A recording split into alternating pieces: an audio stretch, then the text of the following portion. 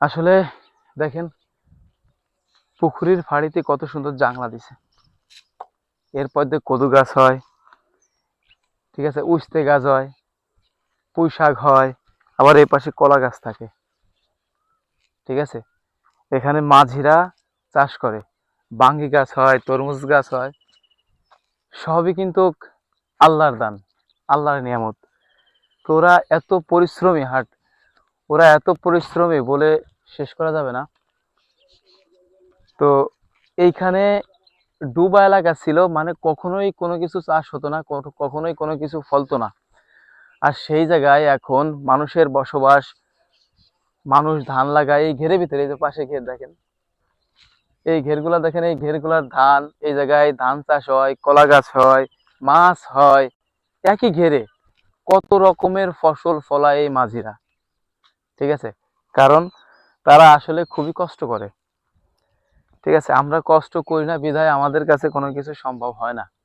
মানুষ অলসতায় গেছে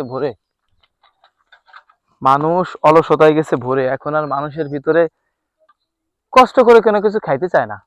ঠিক আছে, বলা হলে অনেকেই খাইতে চায়, কিন্তু বলা হলে কি সবকিছু পাওয়া যায় ভাই? যায় না।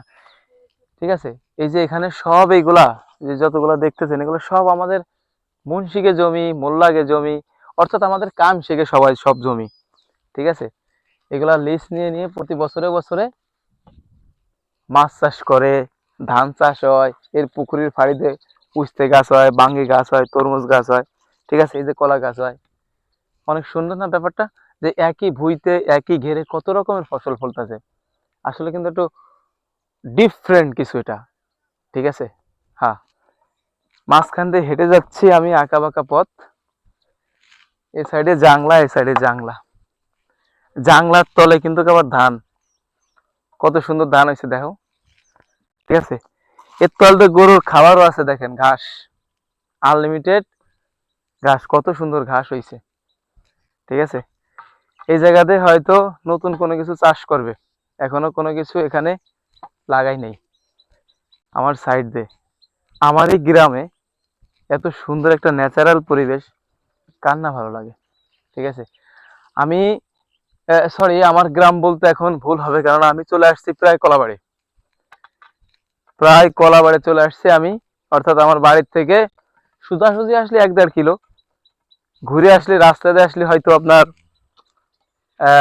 5 কিলোর মতো লাগবে হবে।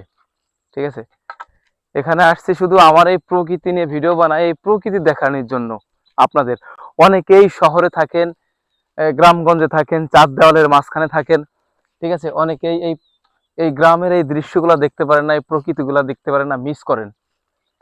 যার কারণে আমি এই প্রকৃতি নিয়ে ভিডিও বানাই আপনাদের জন্য। ঠিক আছে, আমারও প্রকৃতি খুব ভালো লাগে, প্রকৃতি নিয়ে ভিডিও বানাইতে। এজন্য আমার এই গ্রামের ঐতিহ্য, গ্রামের দৃশ্যগুলা তুলে ধরলাম আমার এই ভিডিওতে। হ্যাঁ।